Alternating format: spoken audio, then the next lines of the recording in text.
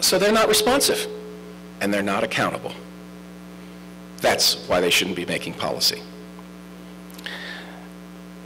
Now, I'd like to just change over from subject of COAH for a moment. I hope I've dealt a little bit with that. I'll take questions in a few minutes on the COAH subject. Oh, well, the question is, what are we going to replace it with? I'm sorry. We're going to replace it with locally determined policy. And I don't care whether it's decided on a municipal level or a county level or a multi-county level. You know, we have something in Morris, we've had it, I think it's the 5-county coalition. We've had regional planning groups for years, and they're good ideas. The concept is that sometimes decision-making is better made at a multi-county level than just at a county level or at a municipal level. I have no problem with that. You know, I've been in business now for 35 years in my real life. And one of the things you find in business is there's this thing called situational management.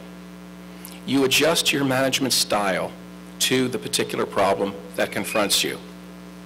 If the United States is attacked from outside, it's probably not a good idea to have New Jersey adopt its own defense policy. We need a national defense policy.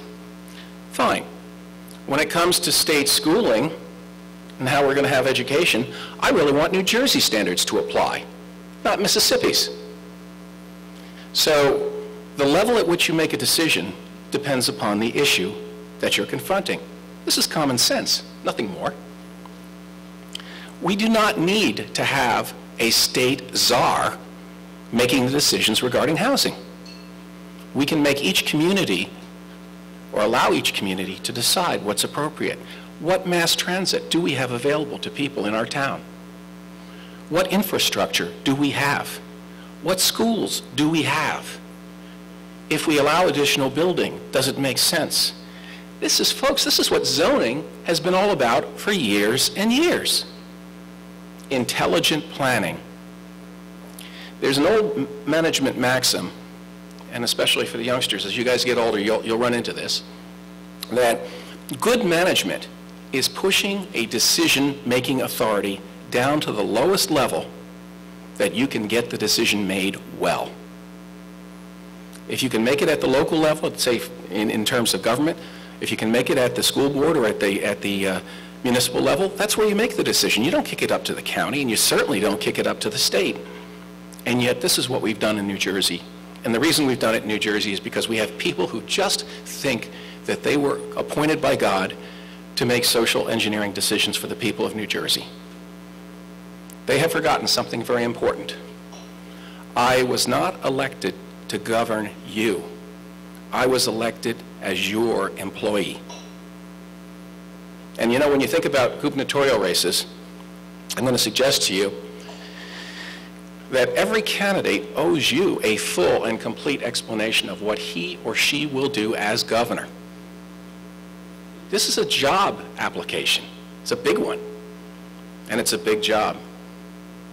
You're talking about 80,000 state employees, ladies and gentlemen. You're talking about a state budget that's not only the 30-some-odd billion dollars we spend regularly, it's also the stuff that's off the books, the federal money, pension money. It's huge.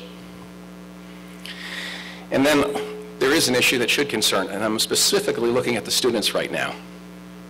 It should concern you a lot, because under our beautiful system of government in New Jersey, we are spending like drunken sailors, and no insult to inebriated sailors intended.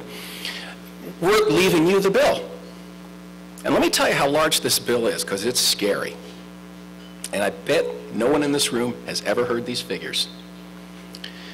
The unfunded state liability for pensions, public pensions, last figure I heard, based on collapse of the stock market, was that we might be $60 to $70 billion in the hole. This is money we're going to have to pay out over years for retired employees. This is a promise we've made. There's no going back on that promise.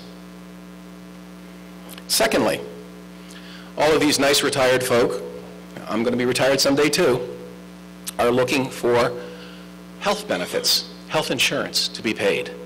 Another liability. And just to give you an idea of what a great control we have on this, Brad Abelow, who came out of Goldman Sachs with John Corzine, was the state treasurer. The first year he was in, he was asked, well, how bad is that unfunded liability for health benefits? And he went back and mumbled to himself for a while and came out and said, well, I think it's somewhere north of $20 billion. $20 billion. It's a lot of money. Reminds me of Everett Dirksen's famous comment that a billion here and a billion there, and next thing you know, you're talking real money. So 1 year passes, and Abelow comes out and he says, oops, do-over. I guess it wasn't really just north of 20 billion. Well, actually it was north of 20 billion. It's more like 79 billion. That's quite an order of magnitude in error, don't you think? With that kind of estimate, I wouldn't want this guy performing brain surgery on me. And then about a year later, he came out with another figure, and he said, well, actually it wasn't 79 billion. We think it's more like 59 billion. Now, I don't know about you. By the time he said 59 billion, I said, sure. I didn't have a lot of confidence in his figures. But let's assume he's right for the moment, the third time. 59 billion, 60 billion. So we're talking maybe 70 billion for unfunded pension, maybe 60 billion for unfunded health benefits for retired employees. Oh, I forgot the state debt. Yes, there is a state debt. State debt, by the way, and this is, kiddies, watch this because it's gonna fall on you. 15 years ago, the state debt of New Jersey was count them, $5 billion. Virtually all of it approved by the people of New Jersey. Today, that same state debt, authorized, not necessarily all issued, but authorized, is approximately $40 billion in just 15 years. That's scary. By the way, that number cannot continue to go up that way. We will go bankrupt. Now, here's the bad news.